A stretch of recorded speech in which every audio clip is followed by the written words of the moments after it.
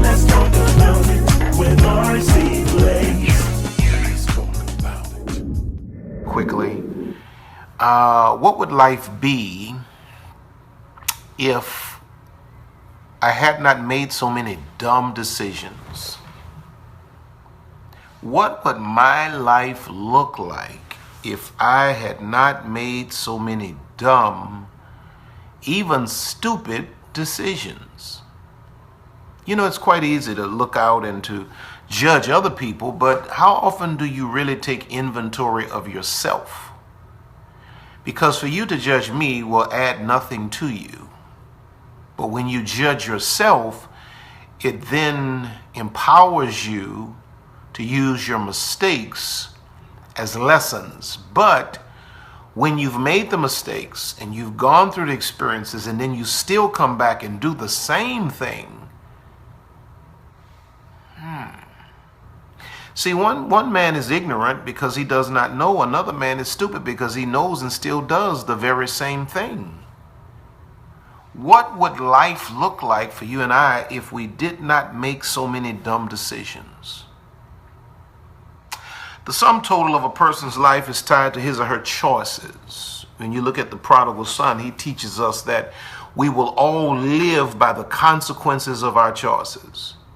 He made a decision to go into a strange land. He made a decision to leave his father. And he ended up almost eating what the hogs would eat because of his choices. The Bible says in Deuteronomy 30:19, I call heaven and earth to record this day against you, that I have set before you life and death, blessing and cursing. Therefore choose life, that both thou and thy seed may live.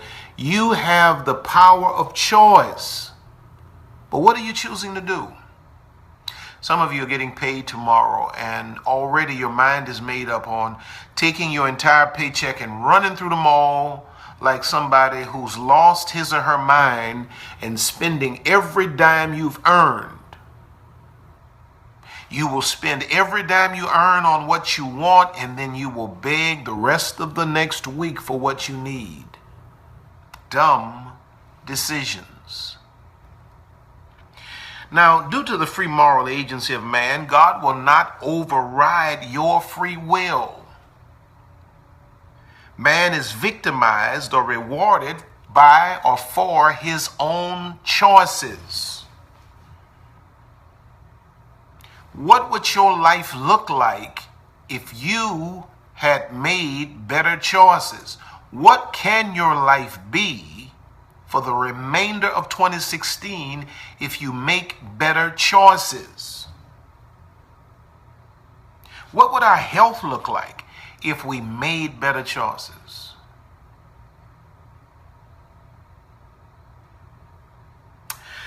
Let's get into it.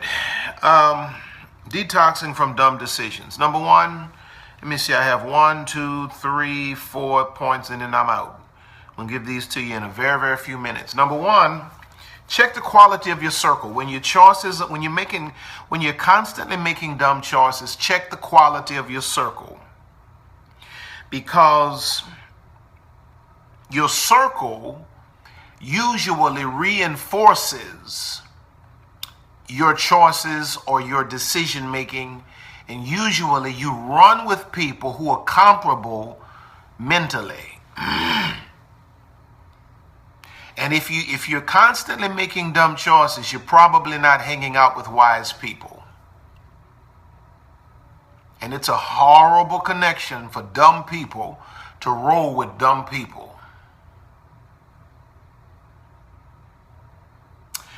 In 1 Kings chapter 12, verses 6 through 10, I won't read it for the sake of time, but there you have the young king Rehoboam, whose fathers died, and some of his father's advisors are still living. They're older men. Rehoboam chooses to take counsel from his friends, his peers, those of his age group, and they counsel him into being kicked off of the throne. because he chose to listen to a circle that was no wiser than himself. They convinced him to do things that caused him to lose the very blessing of reigning. You should always check the track record of your closest advisors, because either their brilliance or their stupidity is rubbing off on you. Some of you that are on this scope tonight, you are in the position and the condition you're in because you're hanging out with stupid people. And I hate to put it that way, but sometimes I have to say it for it to sink in. You're hanging out with stupid people and their stupidity is rubbing off. You don't want to hang out with wise people because they don't agree with your choices. You want someone to agree with you. You know you have friends in your life when they disagree with you and they talk you into a process of wisdom. And they don't let you just make all of these stupid decisions without challenging it. Check your circle. Number 2, take honest inventory of your life. Take honest inventory of your life. You're making dumb decisions all the time. No one should make dumb decisions all the time. And you shouldn't make the same dumb decision over and over again. When you make the dumb decision over and over again, it then becomes a stupid decision. Because you should know better by now. Are you satisfied with your life as it is? If you're not as it is, you need to improve the quality of your thinking and your choices. You know, even most disease is the consequence of choices. If you continue to excuse yourself for things you would crucify others for, you will never improve. If you will continue to excuse yourself for things you would crucify others for, your life will never improve. Take honest inventory of your life. Look what the Bible says in Lamentations 3:40. Let us search and try our ways, and turn again to the Lord. Search and try your ways.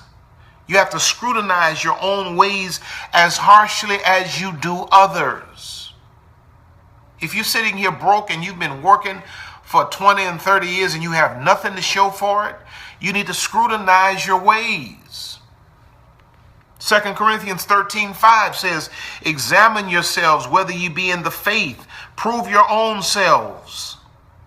Know ye not your own selves how that Jesus Christ is in you, except ye be reprobates. But he talks about proving yourself. Number 3, I only have 4 and I'm out of here.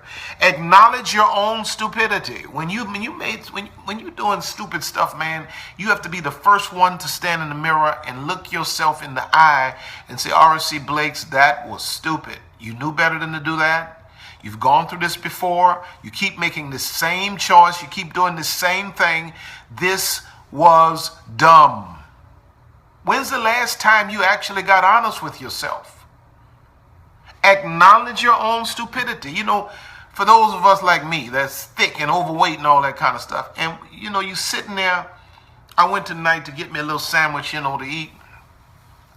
And I had the chips there, man. You know, ain't nothing like having a sandwich with some chips next to it. But man, I say, you know, here, man, you trying to get your health together. You know, your blood work ain't the best right now. Why would you make the same stupid choice that you've always made that got your belt on the last hole? There's a point that you got to talk to yourself. Acknowledge your own stupidity. Sometimes we are trying to blame people and even the devil for consequences that are the product of our own series of dumb decisions. Most people don't just overnight become fat. It's not a medical situation for most people. It ain't no thyroid for most people. It's a long, grueling process of dumb decisions. Every morning, every afternoon, every night, we eating the wrong stuff, and that's, you know, all that. When you've made decades of dumb decisions, you graduate to stupidity. When you've made decades of dumb decisions, you graduate to stupidity. What is stupid? Slow to learn or understand, tending to make poor decisions or careless mistakes, marked by a lack of intelligence or care, foolish or careless. Look what the psalmist says in Psalm 51, 3 and 4. I acknowledge my transgressions, and my sin, my error is ever before me against thee. He says, I acknowledge it. You can't be delivered from dumb decisions if you don't acknowledge it.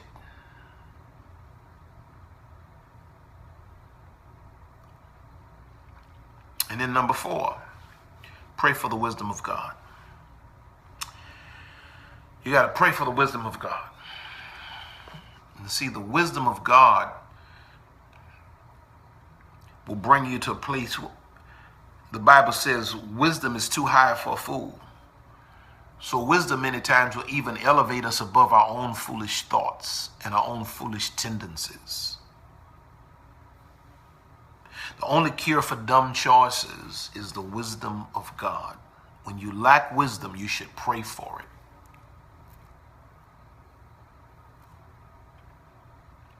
James 1 and 5 says, if any of you lacks wisdom, let him ask of God that gives to all men liberally.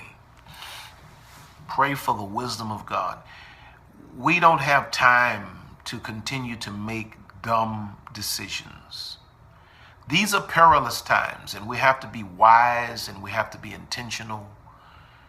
We have to be, progressive with every move we make. And the dumb decisions, we got to throw that out of the window now. You shouldn't be making the same mistakes at 30 that you made at 20. You should have graduated now to a place of wisdom.